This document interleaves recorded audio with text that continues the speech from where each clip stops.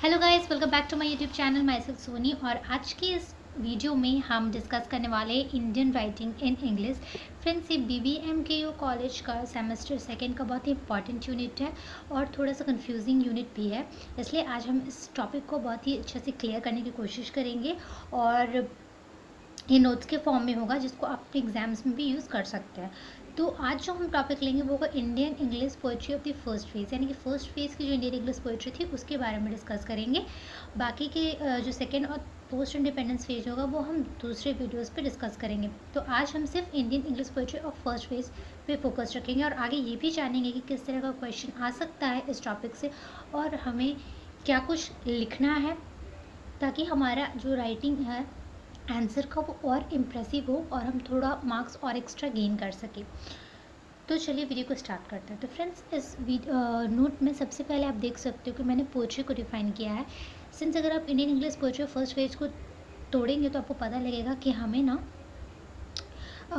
पहले Indian English poetry बन तो थोड़ा सा पोइट्री को डिफाइन करेंगे। इससे क्या होगा कि हमारा आंसर भी थोड़ा बहुत अट्रैक्टिव होगा और टीचर को भी पता लगेगा कि हाँ भाई स्टूडेंट ने थोड़ा बहुत पढ़ा है, और इससे हमारा आंसर भी इलोंगेट होगा। इन केस ये 5 to 10 मार्क्स का आ गया तो have to write about 2 to 3 pages, तो इससे आंसर भी इलोंगेट होगा, थोड़ा इम्प्रेसिव भी होगा। इसलिए हम शुरुआत थोड़ा पोइट्री से करेंगे, डिफिनेशन से कि वो क्या होता है और कैसे हमारा जो इंडियन इंग्लिश पोइट्री है वो बना और कितने कितने फेजेस में डिवाइड है। तो ये एक प्लस पॉइंट हो सकता है आपके आंसर्स के लिए, तो आप ये इसको डिफाइन कर सकते हो। ठीक है, तो मैंने poetry is an expression of human life from times eternal. आपको पता है कि पोइट्री एक ऐसा एक्सप्रेशन है जिसमें हम लोग ह्यूमन के लाइफ से रिलेटेड जो भी आपकी फीलिंग्स आती है ना, आप उसे एक्सप्रेस कर सकते हो in form of a poetry. और ये आज से नहीं हो रहा, बहुत समय से हो रहा है। इवन लाइक हमारे जो वेदास के टाइम से ना पोइट्री लिखे जा रहे हैं, संस्कृत, हिंदी। बट देन क्या हुआ कि जैसे जैसे टाइम बढ़ा और ब्रिटिशर्स यहाँ आना शुरू किए, यहाँ पर रहना स्टार्ट किया, कॉलोनिज्म बढ़ा ना, तो फिर एक पहले से हमारे यहाँ तो पोइट्री चली रही थी लेकिन are regional languages like Hindi और Sanskrit.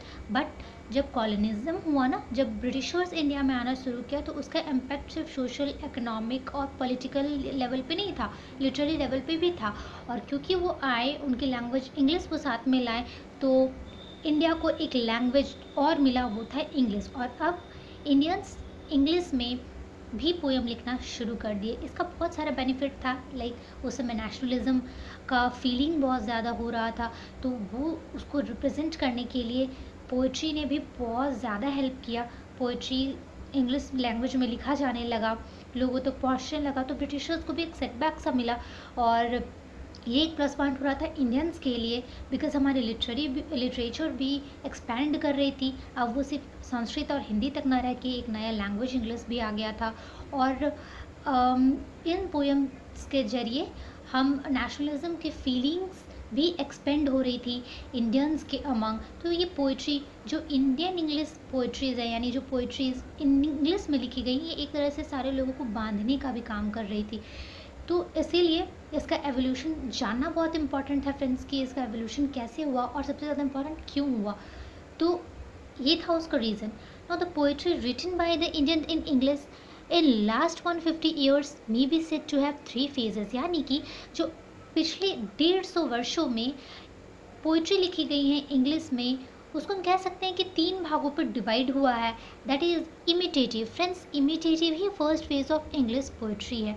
Then assimilative, that is second phase, and experimental, post independence. और यही तीनों फेज हमें हमारे यूनिट में पढ़ना है, लेकिन आज हम डिस्कस करेंगे the imitative phase, that is first phase. I hope आपको यहाँ तक ये चीज़ें क्लियर हो गई होंगी। अब हम विशेषकर ध्यान देंगे poetry of the first phases, that is Indian English poetry या फिर Indian English writing in the first page. तो the period from 1850 to 1900 is the imitative phase. Now the first phase of जो हमारा पोइट्री था Indian English poetry, वो 1850 से लेकर 1900 तक रहा। अब इसे हम इमिटेटिव फेज क्यों कहते हैं फ्रेंड्स? इसे इमिटेटिव फेज इसीलिए कहा जाता है क्योंकि वो इंडियन पोएट्स जिन्होंने इंग्लिश में पोइट्री लिखी ना, वो बेसिकली वो कॉपी किया करते थे किन से? ब्रिटिश रोमांटिक पोएट्स के जो लिखे हुए होते थे ना, उनसे कॉपी किया करते थे। अभी हमारा इंडिया में अभी नया नया आया था इंग्लिश, और लिटरेचर में तो हम थे ही अच्छे, मीन्स हम लोग पहले से पोएम लिख रहे थे, बट जब हमें एक लैंग्वेज मिला तो it kind of a confusion था कि कैसे हम शुरुआत करें। तो एक तरह से समझ सकते हैं कि जब हमने कॉपी किया इस फेज़ में राइटर्स ने रोमांटिक ब्रिटिश रोमांटिक पोइट्स को, तो एक आप कह सकते हैं कि इनिशिएशन हुआ इंडियन इंग्लिश राइटिंग में, एक रेवोल्यूशन सा हुआ, एक शुरुआत सा हुआ। तो इसीलिए फर्स्ट फेज़ को इमिटेटिव फेज़ कहा जाता है, क्योंकि कहीं ना कहीं इंडियन पोइट्स ने इमिटेट किया था, कॉपी किया था ब्रिटिश रोमांटिक पोइट्स को। तो इसीलिए यहाँ पे लिखा हुआ है कि the first phase of Indian poetry was period of literary Renaissance. बहुत बड़ा रेवोल्यूशन हुआ फ्रेंड्स, बदलाव हुआ, क्योंकि इस दौर पे ही तो इंग्लिश में लिखा जा रहा था पोयम, भले ही एक तरह से कॉपीड था, बट शुरुआत कहीं से हुई। इसीलिए it is a period of literary Renaissance in India. यहाँ बदलाव हुआ, इसीलिए it's called the literary Renaissance period in India. Now in this period the Indian poets were romantic poets in Indian graph. कहने का मतलब है कि अब इंडिया रोमांटिक पोइट्स को कॉपी कर रहा था, वो भी ब्रिटिश रोमांटिक पोइट्स को कर रहा था ना कॉपी। तो अब इंडियंस भी एक काइंड ऑफ रोमांटिक पोइट्स हो गए, लेकिन वो इंडियन ग्राफ में इंडियंस के हाथों, यानी English romantic poet written by Indian hands. या फिर आप इसे ऐसे भी कह सकते हैं कि जॉर्ज बॉटमले का एक वर्ड है, वर्ड्स है मैथ्यू आर्नोल्ड इन असारी। कहने का मतलब ये जो लाइन लिखा हुआ है, इसका क्वेश्चन, इसका सिंपल मीनिंग यही है कि English poetry in hand of written by Indians, यानी कि इंग्लिश पोएट्रीज जो शुरुआत हुई वो इंडियन के हाथों से लिखा जाना। अब आप समझो कि जो एक ब्रिटिशर्स होता है वो अपने लैंग्वेज में पोएम लिखेगा, काफ़ी आसान भी है उनके लिए और बहुत तरीके से वो उसे डिफाइन कर सकते हैं। बट आप सोचो कि जब एक इंडियन इंग्लिश पोएट्री लिखना बस शुरू ही किया है, तो कितनी विविधताएं उसमें हो सकती हैं, कितना यूनिकनेस उसमें हो सकता है, उसमें इंडियन एलिमेंट होंगे। तो इसीलिए यहाँ पे लिखा हुआ है कि मैथ्यू आर्नोल्ड इन असारी मीन्स कि इंग्लिश पोएट्री बाय इंडियंस। ठीक है। Now the chief source of inspiration way British romantic poets. जैसा कि मैंने आपको पहले बताया, सोर्स ऑफ इंस्पिरेशन क्या था, पोएट्री लिखना, वो थे ब्रिटिश रोमांटिक पोइट्स। और जैसे कि वर्ड्सवर्थ, स्कॉट, सेली, किट, बायरन, ये बहुत ही फेमस जो है ना पोएट हैं, romantic poet, British romantic poets हैं। तो उन्हीं का कॉपी करके आप कर सकते हो, या फिर सोर्स ऑफ इंस्पिरेशन था जो हुआ। तो this was the time way literary awakening took place in India. अब जो लोग जागरूक होना स्टार्ट हुए, रेवोल्यूशन सा हुआ लिटरेचर में, बिकॉज अभी तक हम सिर्फ local language, regional language Hindi और संस्कृत में लिखा करते थे, बट अब हम इंग्लिश में लिख रहे हैं। तो एक काइंड ऑफ अ रेवोल्यूशन हुआ है। ठीक है। तो Michael Madhusudan, Manmohan Ghosh, Toru Dutt, Jerosius were most renowned poets of this era. तो माइकल मधुसूदन, मनमोहन घोष, तोरू दत्त, जेरोसियो कुछ बहुत ही प्रमुख और जाने माने पोइट्स हुए, जिन्होंने एक तरह से आप समझ सकते हैं कि इंग्लिश पोइट्री के दौर की शुरुआत की, इंडिया में एक इनिशिएटिव लिया, जैसे इंग्लिश पोइट्री इंडिया में आई। तो ये जितने भी पोइट्स हैं ना, इन्होंने बहुत इंपॉर्टेंट रोल प्ले किया है इंग्लिश पोइट्री को इंडिया में इंट्रोड्यूस कराने में। उनके अलावा भी कई राइटर्स रहे हैं जिनके बारे में हम आगे डिस्कस करने वाले हैं। जेरोसियस पोयम, काशी प्रसाद घोष, द शेर और minstrel and other poems, Michael Madhusudan Dutt's The Captive Lady, Manmohan Ghosh's love songs and elegies are the testimony to creative absurds occasioned by the romantic spirit kindled by the literary renaissance। कहने का मतलब है कि जो एक नया बदलाव होना शुरू हुआ था ना लिटरेरी फील्ड में इंडिया के फर्स्ट फेज के टाइम, तो उसमें ये जो पोएम्स हैं, लाइक डिरोजियो के पोएम्स, काशी प्रसाद घोष जी के पोएम्स और माइकल मधुसूदन जी के पोएम, बहुत इम्पॉर्टेंट रोल प्ले किया हमारे इंडियन पोएट्री में ना। Toru Dutt alone among these romantic poets of the first phase put an emphasis on India and her heritage by putting into words a large number of Indian legends। कहने का मतलब है कि तोरू दत्त जी वो अकेली रोमांटिक पोएट थी जिन्होंने एम्फेसाइज किया क्या, इंडियन कल्चर, इंडियन हेरिटेज को प्रमोट भी एक तरह से किया।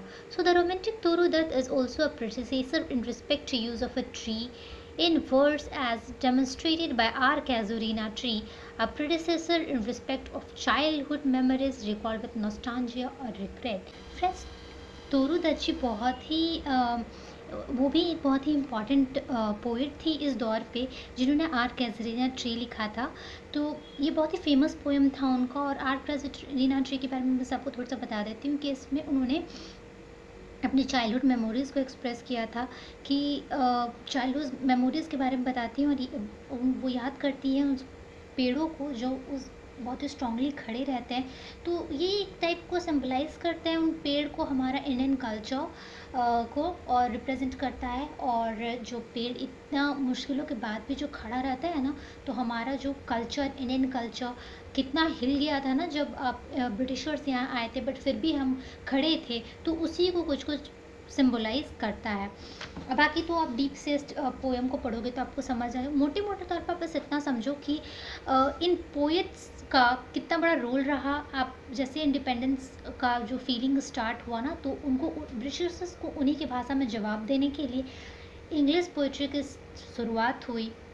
और इस तरह फर्स्ट फेज बना, सेकेंड फेज बना, देन पोस्ट इंडिपेंडेंस। हाँ फ्रेंड्स, और एक बात, द फर्स्ट फेज और सेकेंड फेज जो है ना, ये वो प्री इंडिपेंडेंस पोएम भी कहलाती हैं, क्योंकि वो इंडिपेंडेंस से पहले लिखी गई थी। हालांकि इनका रोल बहुत ज़्यादा इंपॉर्टेंट है इंडिपेंडेंस पे भी। इनका बहुत ज़्यादा इफेक्ट बहुत ज़्यादा लोगों पे पड़ा, जिन्होंने भी इसे इन पोएम्स को पढ़े, जो भी इस दौर पे लिखा गया था, बहुत ही गहरा इफेक्ट इनका छुटा हुआ था हर लोगों पे। इसका छाप छोड़ चुका था ये पोएम। तो इसीलिए हम इसे इंग्लिश लिटरेचर में पढ़ते हैं और बहुत ही इंपॉर्टेंट टॉपिक भी हो जाता है फ्रेंड्स। तो अब मैं आपको एक चीज़ बता देती हूँ कि किस तरह का सवाल जो है ना इससे आता है। तो अगर फ्रेंड्स आप गौर से देखो ना, तो मैंने यहाँ एक नोट दिया है।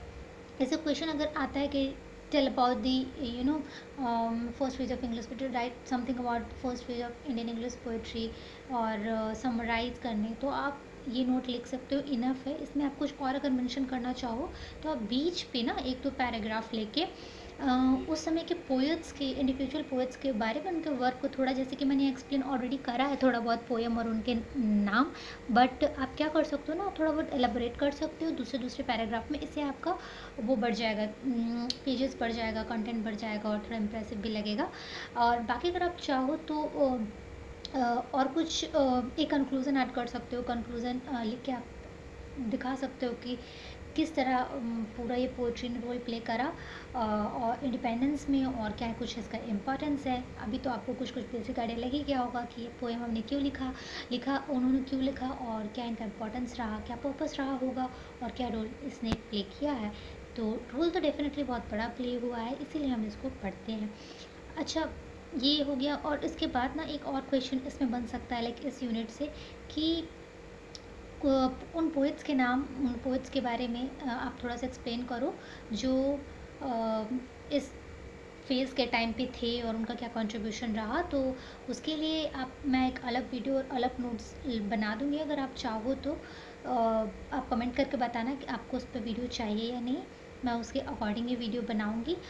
तो फ्रेंड्स, आज के इस वीडियो में इतना ही। नेक्स्ट वीडियो में हम second phase of Indian English poetry पढ़ेंगे, और मैं उसका लिंक डिस्क्रिप्शन में डाल दूँगी, आप चाहो तो वो देख सकते हो। अगर आपको वीडियो पसंद आया तो एक लाइक कर दीजिएगा, सब्सक्राइब भी कर दीजिएगा।